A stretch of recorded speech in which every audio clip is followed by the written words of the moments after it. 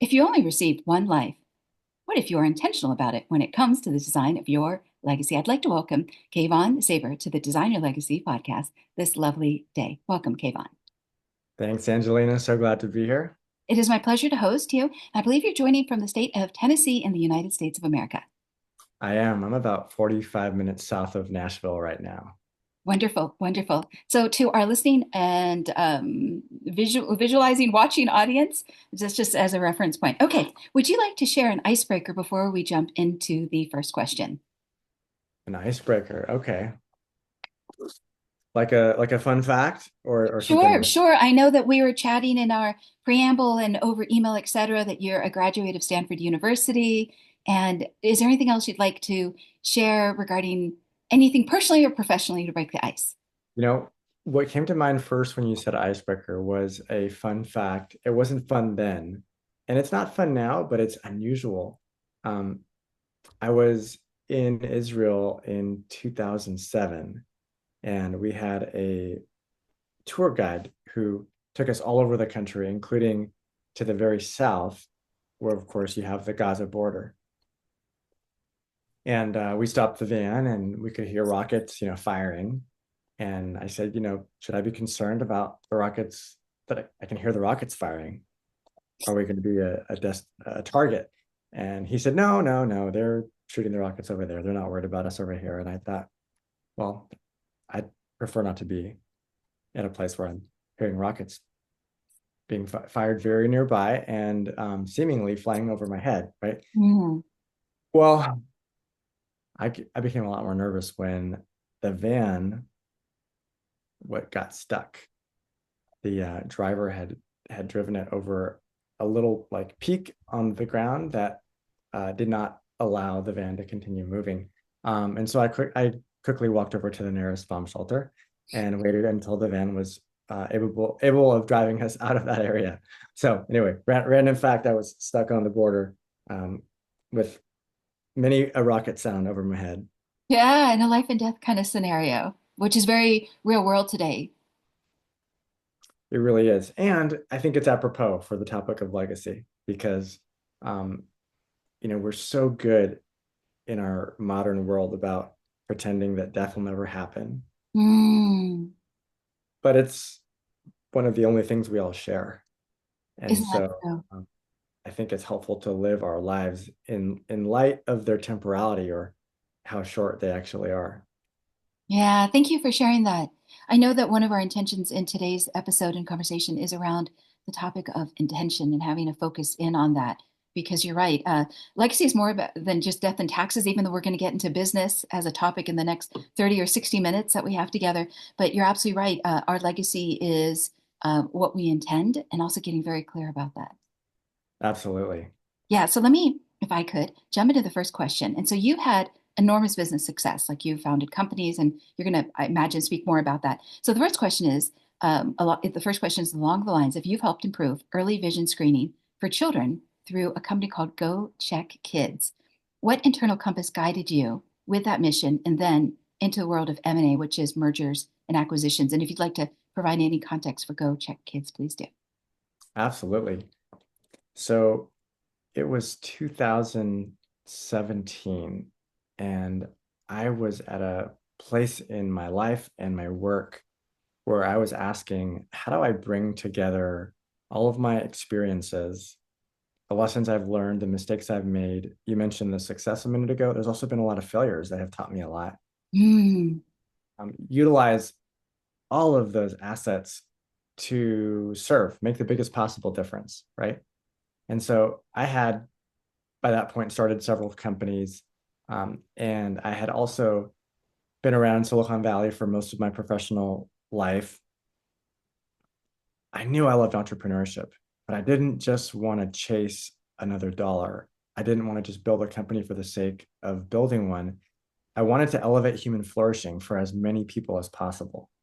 And so, Mm. where did that compass come from? I think it came partly from my mom, who was trained as a social worker and routinely would take us to volunteer at soup kitchens or homeless shelters, or just have conversations with us to understand how fortunate we were and how we could help people who were less resourced than we were.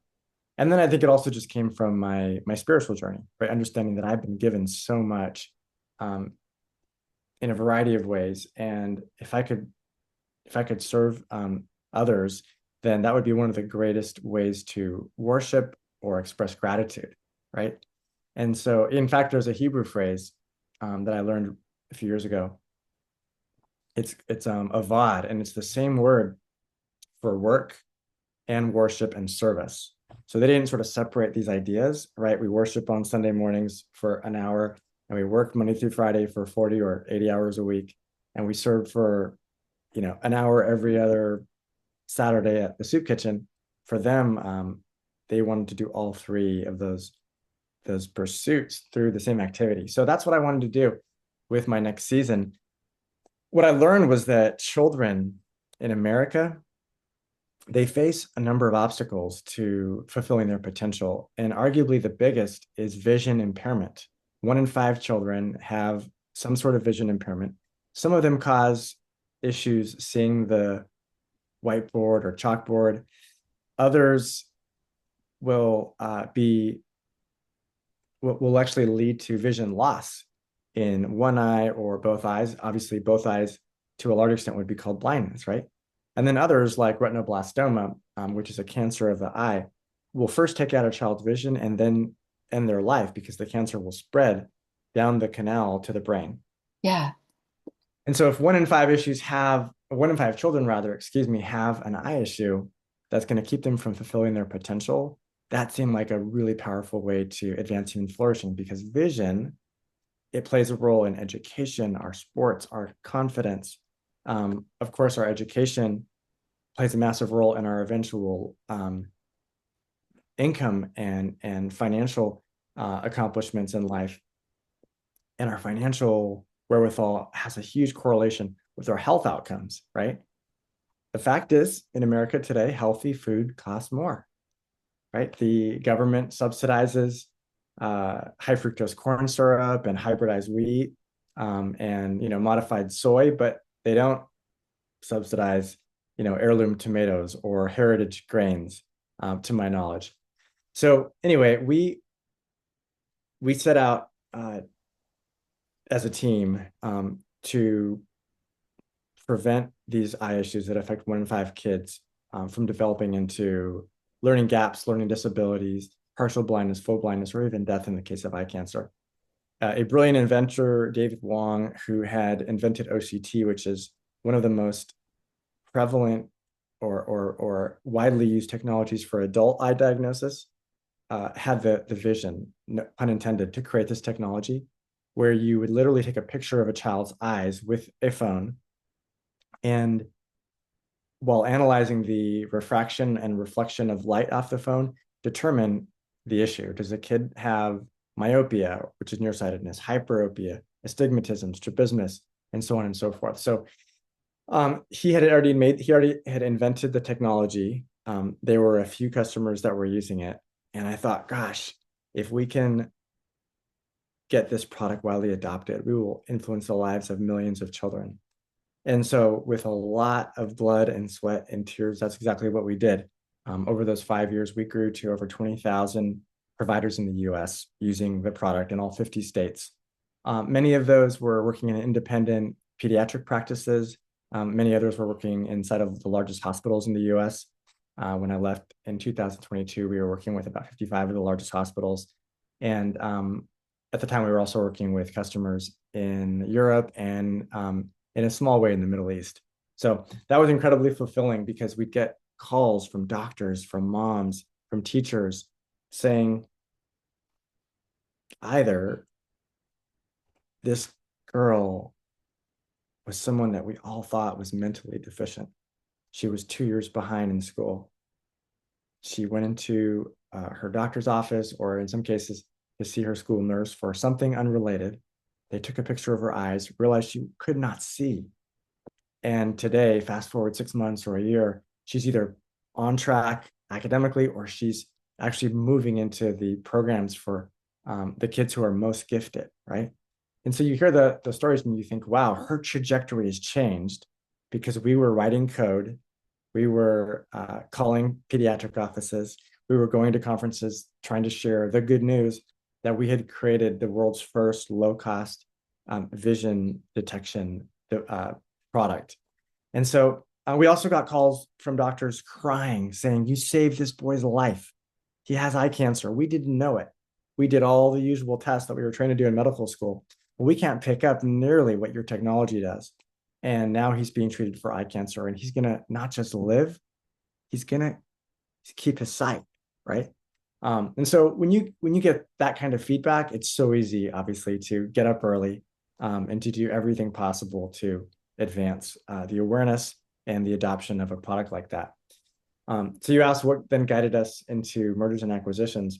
Yeah, and so let me just interrupt for a moment. I think Go that's ahead. an amazing answer regarding service. I thought you were going to say, because I had an eye vision problem as a child and I couldn't see the chalkboard. I was waiting for that story. But I think it's even more special the fact that you just wanted to give from a place of service to others for your soul and your spirit, knowing the statistics that you mentioned about one out of five children and the obstacles they face, and then the ripple effects in society into their future into how they can contribute to society, if they can contribute at all. So before you switch over to the M&A and how you transitioned over, one of the last guests, and I'm going to release this episode later this month, is an elderly, let me take that back. She's an older woman, about 63. And when she was 28, she went blind. And she came onto my podcast in a video interview. And it has a show called The Blind Kitchen to teach other individuals that are senior citizens that are also losing their sight how to cook in the kitchen once your eyes have gone. I had no idea. I had no idea until you just described that to me. That's phenomenal. Yeah, because for men, grilling is very important. And for women, you talk about the Hanukkah meals or the New Year's Eve soup or whatever it is. Okay, so tell me about the transition over to M&A. You made me think of something, Angelina. There was also a personal reflection that probably was one more impetus into the GoCheck Kids mission. When I had thought about all of my cousins and my siblings and myself, I saw a really clear correlation. Those who found education as a major outlet in their life early went on to have really productive lives in every way, right? Not perfect lives, right? We all have our challenges. Um, I'm married. I have four daughters, and all of them will tell you that I uh, have lots of areas to grow in, right? But then I have also, again, siblings and cousins who didn't find education as an outlet. And what happened is they found something else that was destructive as an outlet, right? Whether it was alcohol or drugs or violence, and their lives ended up on a totally different trajectory than the first set who found education as an outlet. Um, whether it Wow. whether it was ending up in jail or having major physical challenges because of the violence, right, that they went through. It's just a totally different pattern, Well, I'm totally glad different. that you're speaking into that, and I do have to share one quick story, and then we'll have to talk about the transition over to M&A. But I was sharing with you in our preamble that I'd grown up in Izmir, Turkey, and I said to you, "Nasıl siniz teşekkür." So when I just remember being 5 years old, and my father said, "Here is your library card." And I'm giving you a bicycle, but I'm not, and so there would be contests at the library, and it was so encouraged. And now looking back, and then later on, he said, "You can have a bicycle," but it was always about that library card. Amazing. What a gift. Yeah, I think one of the best things that parents can do is to foster a love of reading in children. So I told you I have four daughters. One of my main priorities as a dad is to read to them when they're little and then have an abundance of books for them every age after that. It's really fun now. My 13-year-old is actually writing a few books. She's written one children's story, and then she's written two books that are in excess of 100 pages. She's editing both of them right now and plans to publish them this coming school year. So obviously, I'm like overjoyed with her because her love of reading has turned into a creative love of writing. Very cool. Very cool. Okay, share it about the transition over to the world of M&A mergers Yeah. and So when I sold my last company, Angelina, I realized, wow, in both of my sales, I left money on the table through different mechanisms. In the first case, the buyer had a variety of maneuvers that totally, we just were not prepared for as a founding team. We were pretty good at building technology and marketing that technology, but we did not know how to deal with the onslaught of tactics and the whole team that the buyer brought, uh, not just to buy our company, to buy it below fair market value. We didn't recognize the traps as we were walking into them. And so after that happened the first time, and then fast forward, I sold the second company. And in this case, it was through some very detailed legalese deep into the purchase agreement that I didn't leave money on the table the same way as the first time, but a different way, right? I realized that there's a huge gap. There's a huge gap that founders, entrepreneurs, or second and third generation owners are missing. They're missing incredible representation to protect their legacy, their business Mm. legacy. There's a variety of representatives in the M&A space that I had talked to, but none of them really seemed like they brought a firepower that would make a difference. And then when I began to just reflect on my experience and talk to other entrepreneurs who've sold their business, I heard so many of the same stories that buyers of the tactics that buyers used. But I also heard a lot of stories that were different from one another. And so that just cemented my recognition that business owners need help when they sell, and that there's not enough great M&A representation for them. Then I started to look at the data, and I realized, oh my gosh, most sellers have regrets. Depending on what data you look at or what study you look at, 70 to 90% of sellers have regrets, not that they sold, but how they sold. And so I realized, wow, I can protect entrepreneurs, their families, but also the employees and the cultures that these entrepreneurs have spent so much time building if I make a shift. And so I joined one of the leading M&A teams in the US for mid-sized companies, ultimately to protect those business legacies, but then also all the people that are involved. Thank you for sharing that story. So there is that reference point of what you lived through. And then looking back, thinking to yourself, there is a void in the marketplace, and I can contribute to that void that other people are overlooking. And then here is the bigger picture, like you had said, protecting their legacy, because it's more than just a sale. I used to work as a commercial real estate broker, and you're absolutely right. Nobody wants to leave money on the table, whether it's the buy side or the sell side broker or the seller or the investor who's on the buy side or any of the attorneys that are involved in the major transaction. So I think that that mindset is obviously there, but then you're also having what I might call a meta view of pulling backwards and pulling out to like look at what I might call the eagle's view, that 5,000-foot view, to say what else could have been done or what was missing. Because you're right, when there's a large sum of money that gets transferred, you kind of look back and you're like, wow, that was a big deal. That wasn't just like buying your first house. It's a big deal. It's a life event. Oh my gosh, absolutely. Yeah, you will typically sell, most people will sell several houses in their life, right? But they'll only sell one business, if any, in their Sure. life. And And it's a so big deal because they contribute so much to building it. totally. And Yeah. typically the amount of their net worth that is tied up in the business is an order of magnitude or several orders of magnitude more than the equity in their house. Yeah. Okay, so your company's called Legacy Outcomes, and it's not a traditional M&A firm. So what was missing in the standard model, and then what did you feel compelled to change or to add? And I know you've touched on it Yeah, there briefly, were but I'm yeah, diving deeper.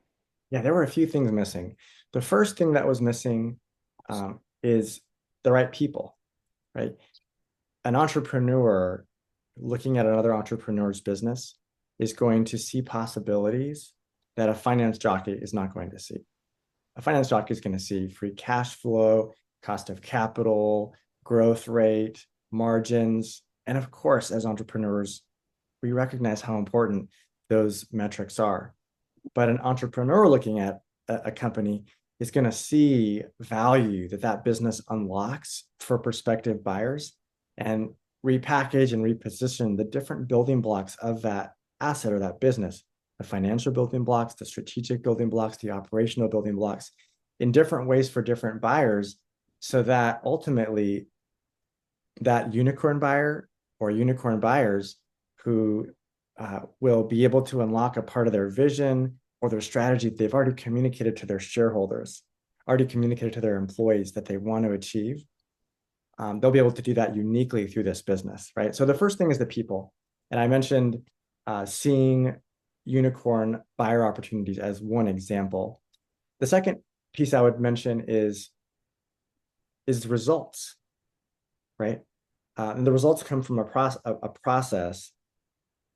The results that most business owners get are terrible. And that's why they have those regrets that I mentioned earlier, right? 70 to 90%, depending on the study you look at, have regrets over how they sold. So the first is people, the second is results, and that ultimately comes from process. We might have time to talk about that more later. The third is what I'll call anti-conflicts. Okay. 95, 97%, depending on what part of the market you're looking at, of M&A professionals, whether they're firms or brokers, have conflicts of interest. Oh, I This is bet. I that the bet. seller knows nothing about, right?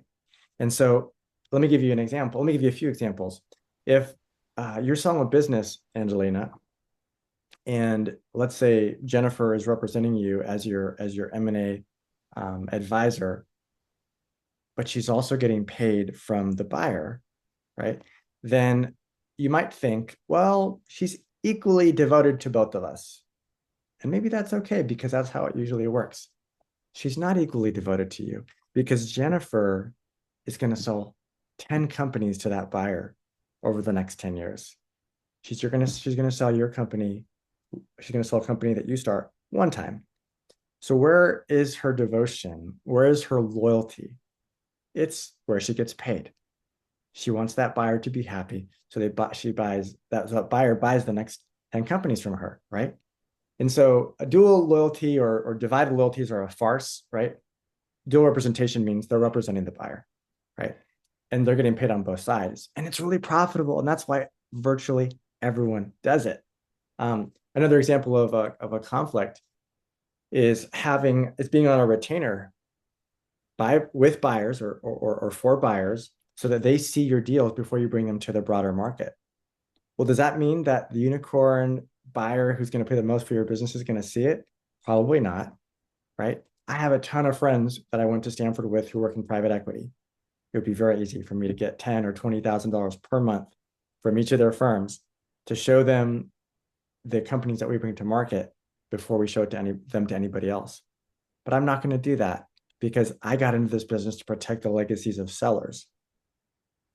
So it would be absolutely antithetical or in opposition to my reason for getting into this business to do that, to have that conflict, those retainers, even though it's very profitable. I'll give you one more example. A lot of investment banks sell companies and manage the money for the owners after their businesses are sold. Well, if the people at the firm are interested in a commission or a referral fee that they get when a different division of their firm is going to manage that business owner's money, they're going to tread softly, protect the relationship, and not tell the business owner what they need to hear. They're going to tell them what they want to hear. And that does not lead to the best outcomes for those business owners. And so I would say those are the three biggest factors: the people, a different caliber of team or people, a different caliber or level of results, and then ultimately operating without any conflicts, which again, depending on what part of the market you're talking about, either 1 or 2 or 3% of M&A representatives or advisors will commit to. Yeah. Is this why you think the market is rigged? That is absolutely why the market is rigged, but it's not the only reason. It ultimately shows up in the evidence, right? The first piece of evidence, and I'll maybe pull up something on my screen, is is just the data, right? It's what happens when sellers bring their businesses to market. So I'll show you just a little bit of data. Do you see my screen now, Angelina? I can, and I think this conversation is very interesting because there has been another gentleman that has been on this platform that spoke about creating almost like like a LoopNet type of website. LoopNet was like CoStar for advertising commercial real estate Yes, property. I know LiveNet well. We do real estate investing on the side, so I'm Yeah, familiar. so it was interesting because he also saw voids in the marketplace, but you're adding now some more value to the conversation. So please go on. Okay, so if these numbers are generalized for businesses that are at least 10 million in enterprise value and go up to 90 million in enterprise value. If you look across that data set, the data is a little worse at the low end of that range and a little better at the high end of that range. But I don't want to make this overly complicated for your audience. So if there's 100 business owners or sellers who are bringing their company to market, only 60 of those will not get an offer. Only 40 of those will receive a letter of intent to buy their business. Now, that's discouraging. What's more discouraging, though, is of those 40, 20 don't actually sell after they get their letter of intent or their offer, and 20 of them do sell. So, of 100 sellers who bring their companies to market, only 20 of them will actually sell. 19 of them will sell below the high end of the valuation range. We define that as below the 75th percentile of the valuation that's provided upfront to the business owners. One of them will sell at the high end of the range. That's the one that's the most prepared, but keep going. That is the one that's most prepared. Yeah. How did you know? Oh, because preparation always meets opportunity, but most people aren't prepared to sell. I mean, people are, they're kicking the soccer ball forward and then catching up to it in life. Gosh, that's so true. That's exactly it. And there's no question that the biggest factor that determines the probability of selling and selling high is preparation. No question. Yeah, I'll show you one more piece of data on the market being rigged, and I just love that your audience gets to learn about this because so many business owners, including people like me who have a lot of education and entrepreneurial experience, just don't know this data. So we already talked about how 80%. I have a typo on here. So 80% do not sell, only 20% sell. Let me just So it's a flip in the reverse. Yeah, I think what you're referring to is sometimes you have to know someone who's got some great business experience to have these insights. So with a platform like a podcast, you can opine regarding what it is you know, because these aren't the typical conversations that you can just have at the local coffee shop or at the grocery store. I mean, it's very niched. And you're so right about that. And one of the reasons for that is because when business owners don't sell well and they have those regrets, they're not apt to talk about it with others because they feel sure. shame, they feel discouragement, they feel frustration. They might even feel guilt because now they have less to contribute to their favorite charities or their family, right? So here's the corrected slide. Here's a slide that it reinforces what we talked about earlier. 20% of business owners will actually sell and 80% don't sell. But that number is a little misleading because you have to break it down into the playbooks they're using or the processes they're using. When a business owner represents themselves, they will sell about 10% of the time. When they work with a broker, they'll sell about 20% of the time. Most business owners will use a broker because there's a lot of them. And so they know one or they know two. This is a business broker. This is not a commercial real estate broker, right? If they use a standard M&A team, that's going to offer specialization. So you have more specialization on the forecasting and the recasting, more specialization in the marketing materials, more specialization in the buyer identification, and so on and so forth. About half the companies will sell. Now, this is a huge increase, right, on the 20% average. And it's almost 5 times the results of representing yourself. But why would you settle for standard results or a standard M&A team when you can work with an elite M&A team that sell 94% of the companies they bring to market, right? The market is rigged because you have owners that have a lot of assumptions. In fact, right in front of me, I have the 7 deadly assumptions on conversation cards. Can you see these, Angelina? I can't, you'll have to unshare and then wait, I can see it on the screen. Okay, I will show them to you in a minute. But I I have the seven deadly seller assumptions, or like the seven deadly sins, right? Seven deadly assumptions set the stage for making a series of bad decisions that cascade into the regrets that we already talked about. Now, the second factor, of course, and I need to fix this real quickly. I hope you can edit that out. Oh, I mean, this is live and in action, but I'm sure that there's editing available for the video. Yeah, I think Okay. this is great. It's almost like if I compare it to owning property, there's the understanding of when you own it, but then and maintaining it, but then there's this whole other education regarding when it comes time to sell and how to best meet market at that time.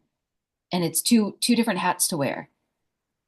Yeah, absolutely. You nailed it. That part of the metaphor or the analogy to selling a property is totally appropriate. There are aspects of selling a business that have perfect comparisons to selling a property, and then there are many that are totally different. It's more like an enterprise sale to a large hospital or to a Fortune 500 company because of all the different people involved and all the different components. A property by comparison is a lot simpler. How many acreage is it? How many square feet is it? Right? What are the taxes and so on and so forth. So we talked about the probability of selling. This is how much does the company sell for when it does sell, right? So if someone represents themselves, less than 10% of the time, they'll sell for top dollar. If they use a broker a little more than 10% of the time, they'll sell for top dollar. And again, top dollar is top quartile of the valuation they were provided up front. If they use a standard M&A team, almost a third of the time, they'll get top dollar. Now the market's rigged because now you're looking at 97% of the transactions, roughly, right? Only a few percent are sold by elite M&A teams because there's only a handful in the country, and almost 90% of elite M&A teams or the companies they bring to market will sell for top dollar. So when you look at the fact that the vast majority of transactions or I shouldn't say transactions, of companies that are brought to market don't sell, and then the vast majority of those that do sell below the fair market value, you realize the market is rigged. It's a market that is built for buyers who are buying companies all the time, not a market that's built for sellers who are selling once in their life. Yeah, absolutely. I think that's a great point to bring up to better understand the landscape, the baseline. Yeah, Yeah. Um, absolutely. you and your partner have had six eight-figure exits of companies that you started. What mistakes do business owners make that lead to so many regrets? And I know you just brought up the seven deadly assumptions, but what else regarding how they sold and how do you help them avoid this? Yeah, these are the seven deadly assumptions that I couldn't show you earlier because I Okay, was okay, please. so the path to regrets is predictable. Okay. Same path in every case. Uh, in each of those cases, the business owner will take most of these actions or all of these actions because one leads to the other, right? I have actually cards for this too. So the first one is the beginning of it is the assumptions we talked about earlier, right? They assume it's going to be really easy. They assume that it's like selling a house. It's more like selling, a $50 million resort than it is like selling a $500,000 house. Um, those assumptions lead them into typically stage one, which is a quick valuation.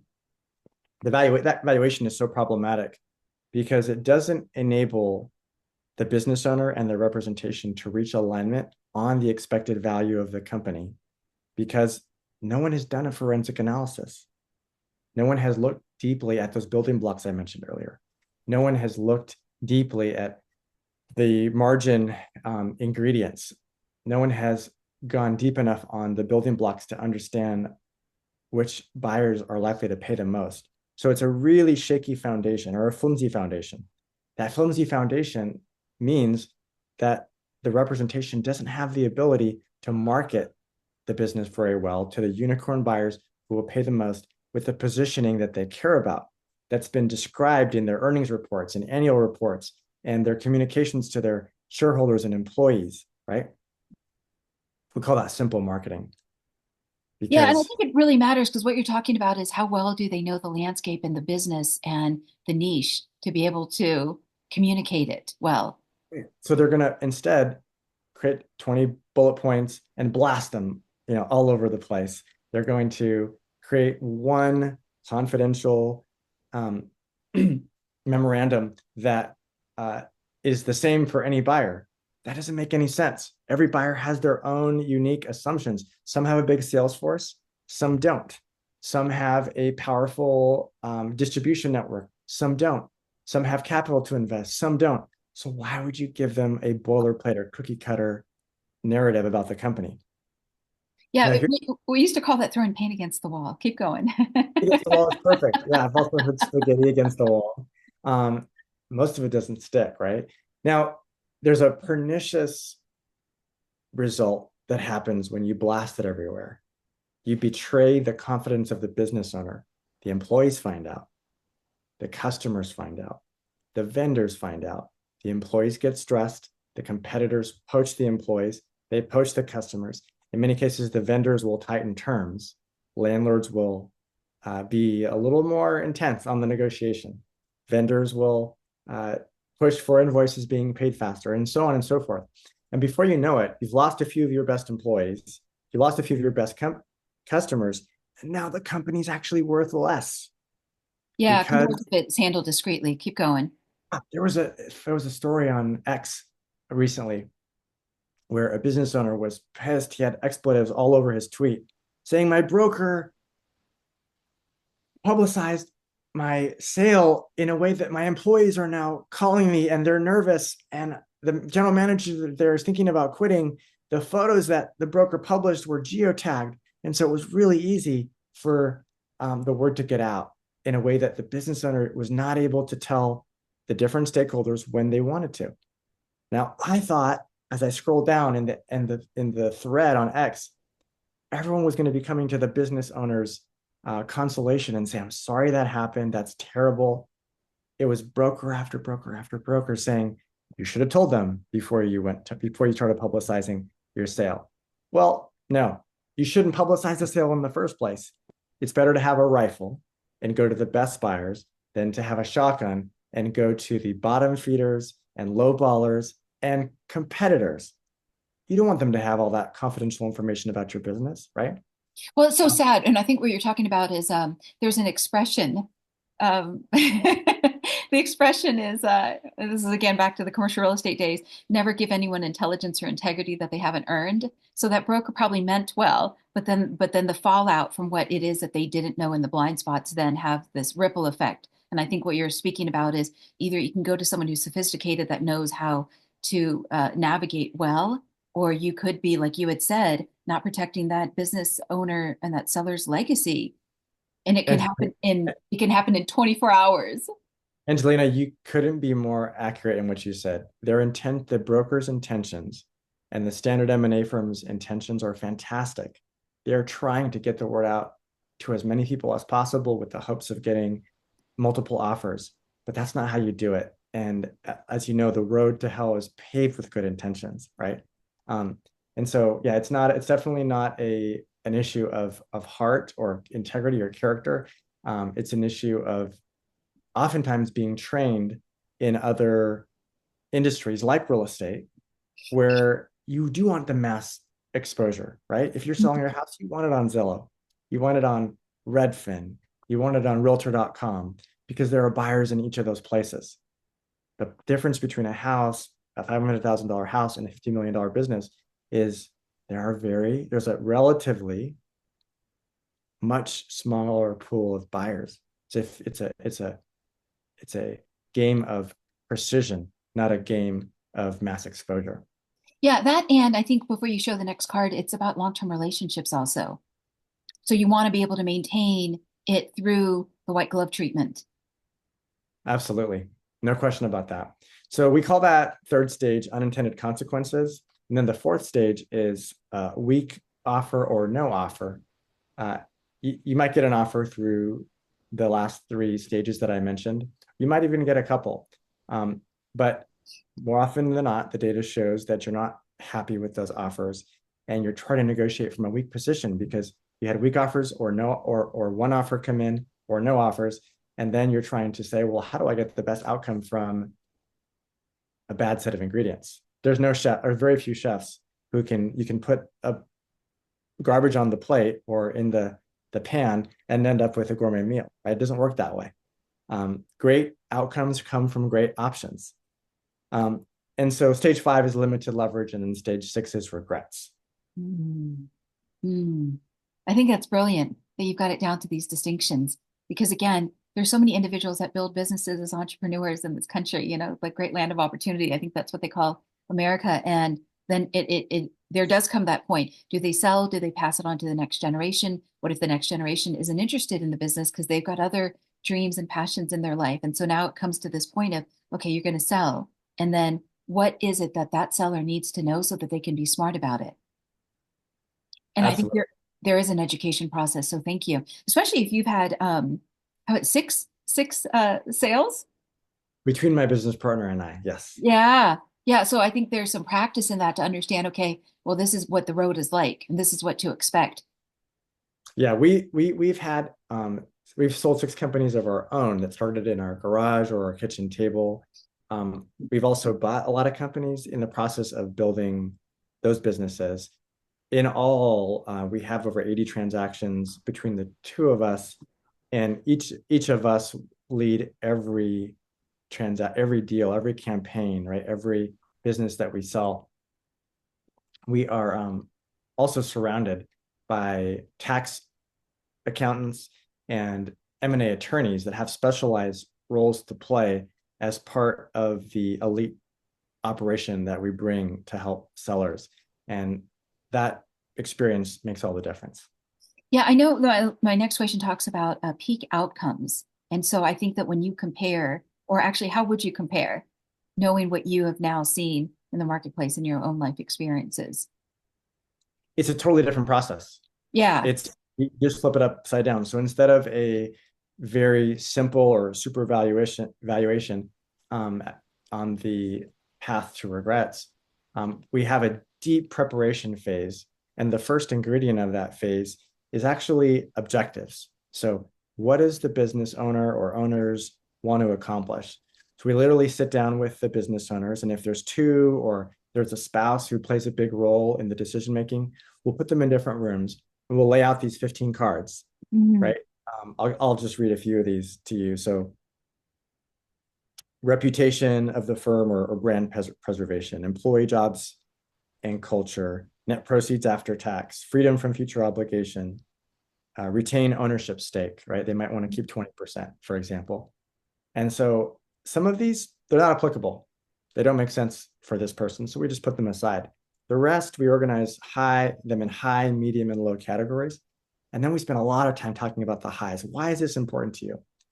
We need to reconcile the different answers we get from the husband and the wife or the two business partners, right? And uncovering the whys behind their level of priorities makes a huge difference in them understanding each other and us ultimately forming that short set of top objectives or priorities. Everything flows from those priorities: which buyers we approach, how we build the forecasts, how we build the unique narratives for the different buyers, how we negotiate, the guidance we provide potential buyers as they're preparing their offers, because we're trying to solve for something. I think it was Zig Ziglar who said, if you aim at nothing, you'll hit it every time, right? Yeah, absolutely. And there are, like you had mentioned before, it's like selling a resort compared to a house. A house is simple compared to this process.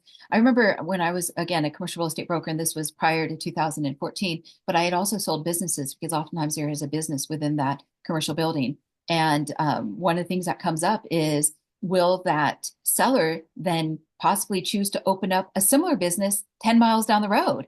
And if that's not covered in the contract, the new buyer can move in and be so happy. But if the seller, who's got all that, what I call TI time in, then creates a business 10 miles down the road, they're just going to take the market share because they already know that Bob or Sally has got the expertise. They can just set up shop again and then wipe Absolutely. out the All the buyer. customers will defect from the company that was sold to the new company.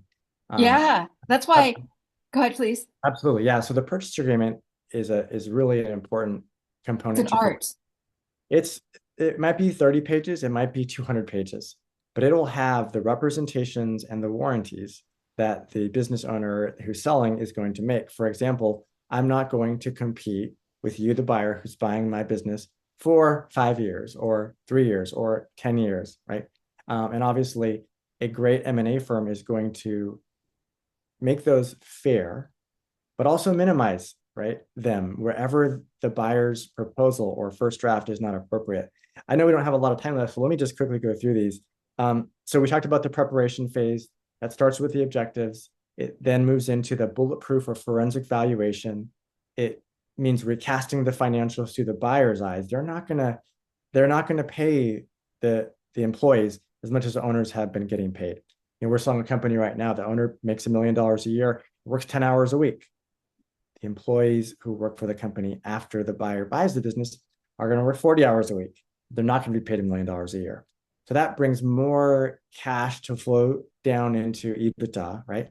And when you take that EBITDA and think about any range of a multiple applied to that, it makes the business more valuable. So we remove extraordinary compensation, non-recurring expenses. There's many factors to the prepare phase. After the prepare phase, we move into the create phase.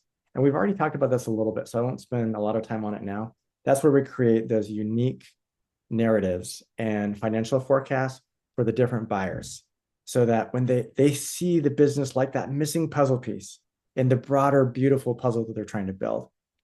The attract phase is really engaging those potential buyers by synthesizing the narratives and stories and financials into a teaser with the right people, typically the CEO or the head of corporate development, so that they look at it and say, I want to know more. I want to fill out an NDA. As they fill out the NDA, we're verifying they're not a customer. I'm sorry, but not only are they not a customer, they're not a competitor, right? We have several layers of security to ensure that our sellers' confidential information is not getting in the wrong hands. The next phase after attract is evaluate. We're looking at all the offers. We just sold a company where we had 45 offers. 29 of them conformed to the objectives that we established at the very beginning. That means 16 of them didn't, right? Of those 29, we traded all of the most credible buyers up, meaning we are looking at their reputations on the probability that they're going to close. How do they treat employees after the sale? Are they fair in the negotiations? Or are they going to pull a bunch of unreasonable moves that save them $3 million or $5 million? Well, first of all, we're going to say no if they did, but we don't want to waste the seller's time, right?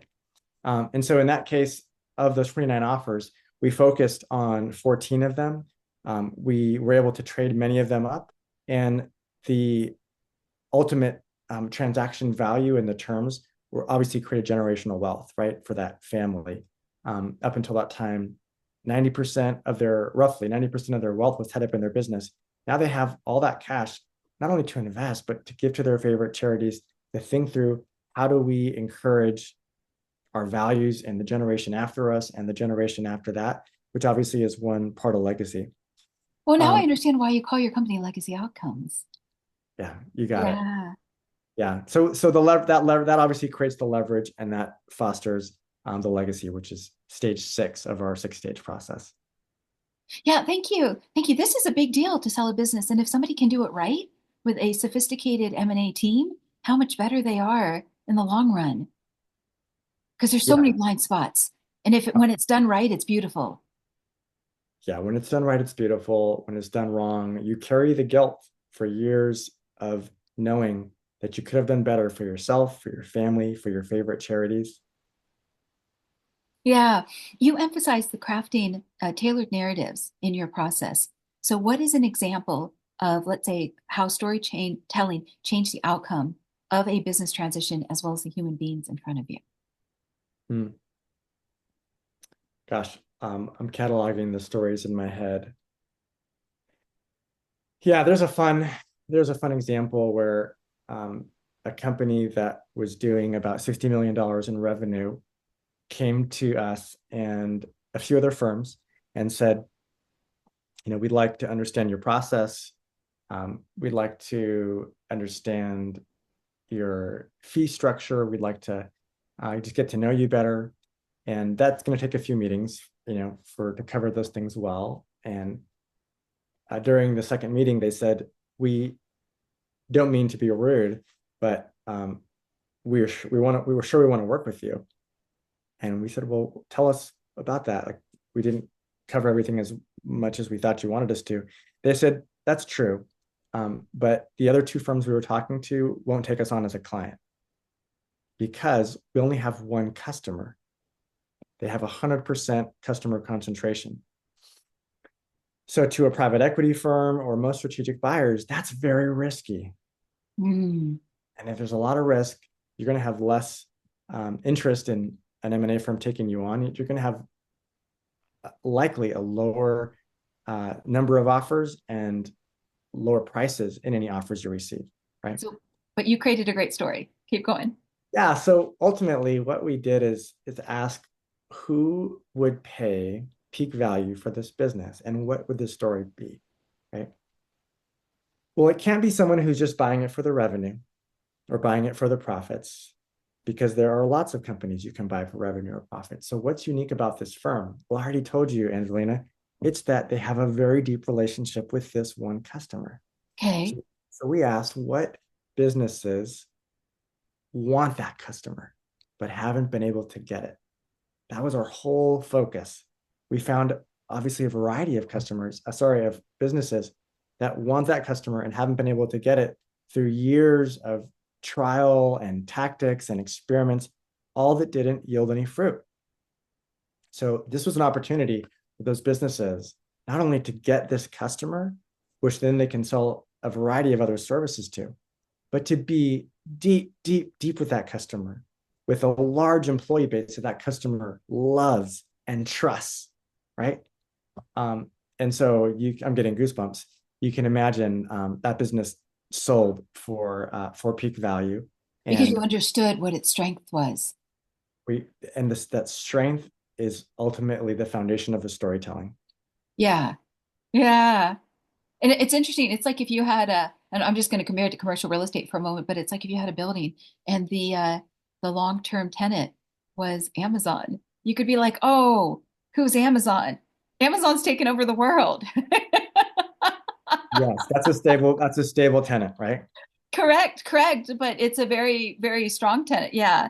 Um, you mentioned aligning every term in the deal with financial as well as personal goals. How do you uncover and protect intangible assets like culture, values, and leadership vision during that exit? Yeah. When we are doing the initial evaluation on the business, it's invasive, right? We're asking a lot of questions. And that's because it's the foundation for every step that follows. I guess it's the second pillar of the foundation after the objectives. We really get to know the business owner through that process. And obviously, if we're aligned on what that business is worth and we like each other, then we'll take that business to market and we're going to get to know them a lot better. And in that process of getting to know them and their management team, and even many of the rank and file employees, we get to know the culture. We hear the stories. We understand where the dollars are spent. We know where the time is spent. And as my professor from business school said, your culture is not the values you put on your wall. It's how you spend time and money, right? Um, that's where truth is revealed about what you really care about. So that's how we uncover or understand the culture. Well, then now we have to shift to talking about how we protect it, right? There are lots of mechanisms that we can use and we sometimes do use to protect the culture. But I'll tell you what is more important than the mechanisms. It's understanding the buyers well enough that we can ask, do they have truly shared values, right?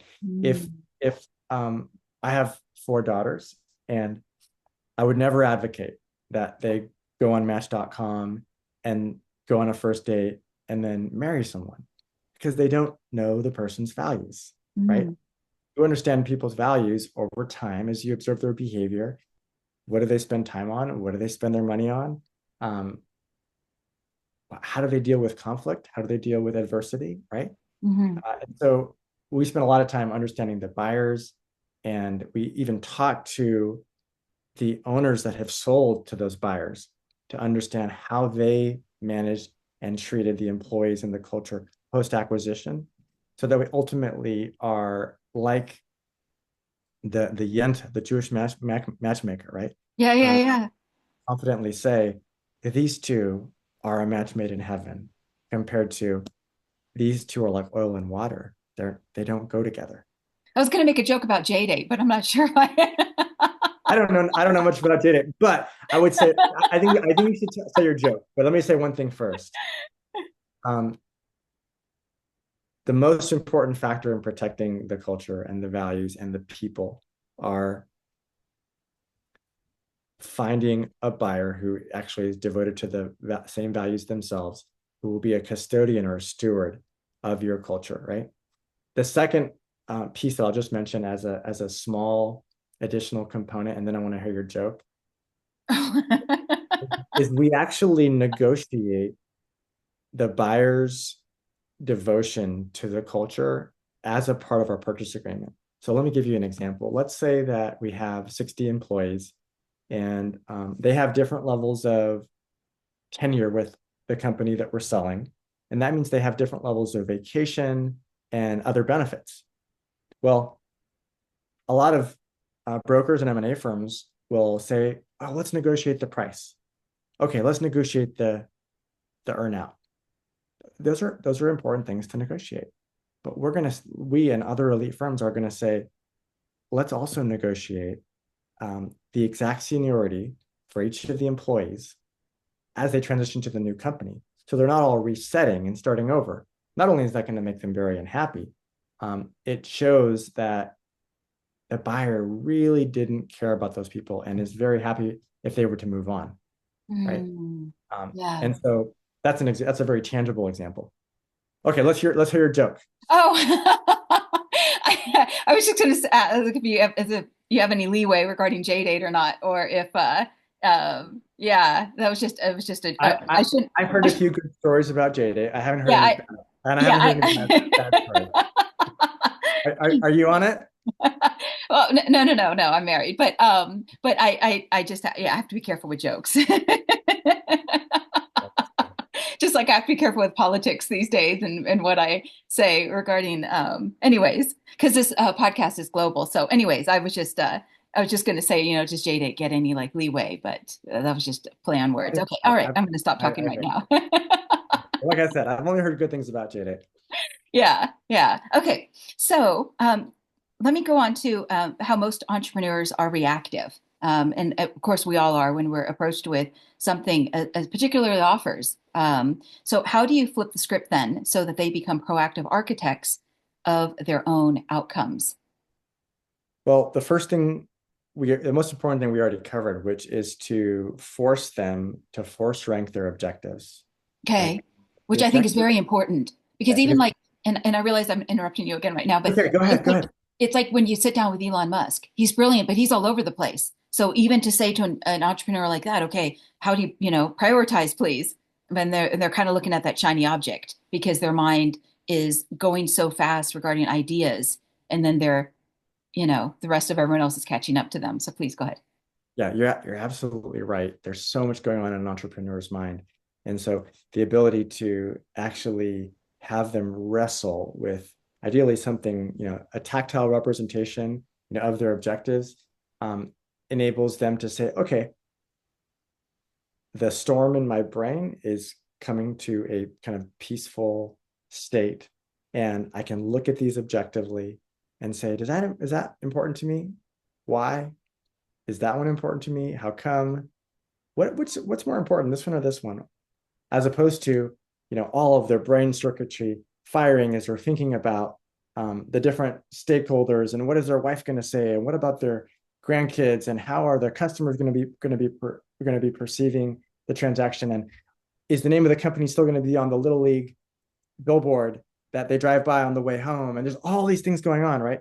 We just say, no, don't think about all that, right? Just think about these 15 objectives, and that is intensely clarifying for them.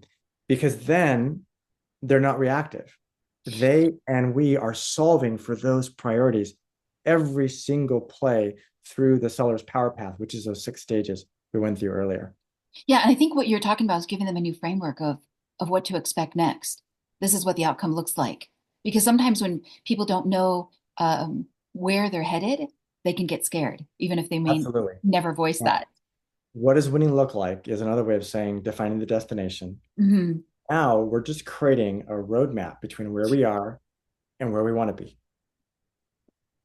Yeah, very nice, very nice. How do you help founders navigate then the emotional complexities of selling a company they took decades and years to build and the reason they woke up in the mornings? Gosh, that's such a great question, and we could spend an hour just talking about that. There's so many different components to that. So the first thing is just to acknowledge that we're humans, we have Hmm. emotions, we have feelings, right? And we can either have our feelings or they can have us. Well, that's great because I think this question also speaks into identity. Absolutely. There's this identity enterprise nexus where their value is tied up in that business. Their self-worth is tied up in that business. When I left my first company, over a difference of values with my co-founder, I was driving from Silicon Valley to Vancouver, Washington. And gosh, I was feeling bluer and bluer and bluer with every hour. And it wasn't because it was overcast as we got closer and closer to Seattle. It was because my self-worth was tied up in being this young, celebrated entrepreneur in the press, right, on TV and magazines. And I was no longer that entrepreneur. Hmm. I was an entrepreneur. I was now just myself. I was just Kevon Saber, right? Um, Hmm. and so I can relate to what you just said in a very deep way. There's so many psychological components, right? There's barriers to having a great exit or getting in their own way, right? They can be so overconfident because they built this business to a certain point. But being phenomenal at football doesn't Hmm. enable you to be a great ice skater or ballet dancer. In the same way that building a business is not the same as selling a business. Yeah, absolutely. I think this is one of the areas that are what I call the pink elephants in the room, because if you have enough trust with the client that's in front of you, this is the stuff that actually needs to come up. That's like also in the world of holistic legacy planning. A lot of times the attorneys and the CPAs become the counselors, and there is an aspect of where there is trust and in a fiduciary capacity, but at the same time, they're not necessarily trained in the areas of coaching to understand how do you navigate someone in those emotional voids of, well, then who am I without the thing? Or who am I if I'm not the patriarch or the matriarch? Or who am I if there's so much. So I'm glad that you're speaking into the emotional complexities because I think that's 51% of it, but people don't always come out and say it. Yeah, it's usually below the surface. And those emotions, like I said, will have you. They will control you in ways Oh, they that you totally control people. realize, right? And what I like to say is the emotions will come out sideways. You're fearful about some event happening. And so you end up being mean to someone who's not even related to that particular situation, right? Or you're feeling anxiety about the offer that is coming back to buy the business the following day. And so in the moment, you're short with somebody who is talking to you about their sales quota, right? Yeah. Um, And people have so much to say, but they have to find someone that's safe and trustworthy, and then it's all going to come out because they want to say it. They just don't know who they can say it to. So I think that the fact that I know we're coming to a close of this conversation, but I think that navigating founders through that emotional complexity piece is one of the most brilliant parts because you have walked in the footsteps, and so you can relate to them. yes, we are happy to share our stories and even Mm. where our emotions got the best of us, right? Yeah. Or our emotions sabotaged some priority to some extent that we had. We also have a tool. It's a card. I don't have it in front of me, but it literally has 8 feelings or emotions on it. And we show it to them and say, "Are you feeling any of these right now?" And Mm. I didn't realize it, but I was feeling fear, or I was feeling anger, or I was feeling anticipation or glad. And we just unpack that. And gosh, just unpacking it takes the pressure off their shoulders, off their mind. It enables them to approach the conversation with a level of peace. A quick kind of example, I play tennis. Okay. If I just spend a few minutes breathing slowly before I play a competitive match, my performance on the court is so much better because a lot of the tension, right, has dissipated, right? And I'm no longer carrying it on the court, which means I'm less likely to tense up as I'm hitting a forehand or I'm hitting an overhead or I'm, trying to, um, lunge for a backhand slice. Yeah, yeah. I'm just so glad that you're speaking into this because humans are always humans at the end of the day. And so I know that we are coming up to a close. The final question before you share the website is what legacy do you hope to leave behind, not through the companies that you help sell or in how you reshape how exits are done across industries, but also outside of business? I have a personal obituary Good, good, great. I'm glad you're speaking it because we started out that death is coming for all of us. that I wrote. It's aspirational. I'm not going to give it to anyone, but I'm happy to share it with you if you like. I think that's one way to answer your question about what I want my legacy to be. Is that okay? Yes, please, Okay. please. All This right. is the So, time. so we're sitting at my celebration of life, right? And obviously, I'm not physically hearing anyone there. But what do I hope they say, right? So this is what I wrote down. Sometimes after a man passes from this life, people say he was a man for his age. In our age of self-interest, isolation, greed, and hedonism, Kevon Saber rejected the many assumptions he found incompatible with human flourishing. Surrounded by high divorce rates and even wider marriage discontent and skepticism, Kevon and Annie's marriage radiated with steadfast devotion and life-giving affection. Their partnership provided wisdom and vitality to their children and benefited their wider community. He shared his whole heart and life with Annie and supported her development and dreams. Josephine Saber recounted how Kevon regularly asked Mom, "How is God leading you?" and gave his mind, energy, and passion to the areas she was compelled to grow in and invest in. He sought her counsel on everything important and partnered with her to make decisions for our family. Unlike the many business leaders who sacrificed parenting on the altar of business success, the Saber girls were raised with love and noble expectations. Each has become a woman of potent strength, vibrant femininity, and brilliant character. And now my oldest daughter says, Kevon told me countless times that he had a Ella, that's her name, shaped place in his heart, and that would never change. My dad was a loyal friend, but he didn't escape with TV, entertainment, or spend excessive time with friends before we left for college. Being close to us, showing he believed in us, and helping us figure out our design were his top priorities after his closeness with God and our mom. In our age where isolation has become normal, every neighborhood that the Saber family lived in was touched by their hospitality, and their home was always open to loved ones and new friends. Audrey, my middle daughter, said, "We always had people in our house from down the street and even other countries. Uh, we aim to show them kindness while their stories shaped our imaginations and expanded our desire for adventure." All right, we're almost done here. I think it's As cap- wonderful that you thought through this. Keep going, please. okay, thanks. As capitalism developed a greedy reputation and many lost confidence in voluntary exchange, the institution most responsible for eradicating poverty, Kevon co-created blazing examples of regenerative business. GoCheck and Legacy Outcomes reminded the world that work can be transformational teammates, can impact the lives of millions or billions of people, and lower healthcare costs and protect the legacy of business owners. Kevon also eschewed the lie that accumulating money equals happiness. Our dad showed us that we're here on earth to grow close, grow strong, and make the world more beautiful for others. Oh, I'm deeply privileged that you got to be a guest today on this platform. That was so inspiring. And I think about families across America today, and I wish all dads and fathers Hmm. thought through what you just read. You're very kind. That's my North Star. I, of course, fall short regularly, but I can look back at the North Star and say, okay, how do we get closer to it today? Yeah.